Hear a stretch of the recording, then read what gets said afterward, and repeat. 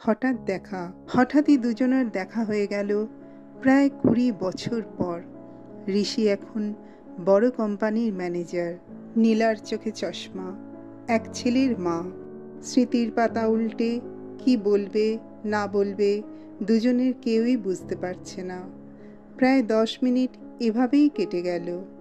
তাদের ছাড়াছাড়ি হবার পর কেটে গেছে অনেকগুলো বছর।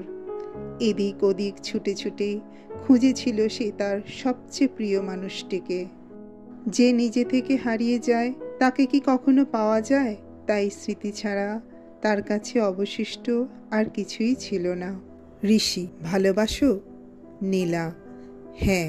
ঋষি, ভুলে যাওনি? নীলা, না। ঋষি, কেন? নীলা, ভালোবাসি বলে। আর ফিরলে না কেন? ঋষি, ফেরা হয়নি। আবার কি সম্ভব নয়? নীলা, হয়তো না। ঋষি, ভুলের পরও ভালোবাসো?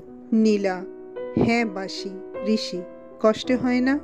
নীলা, অভ্যাসে পরিণত হয়েছে। ঋষি, তাহলে অনুভূতি?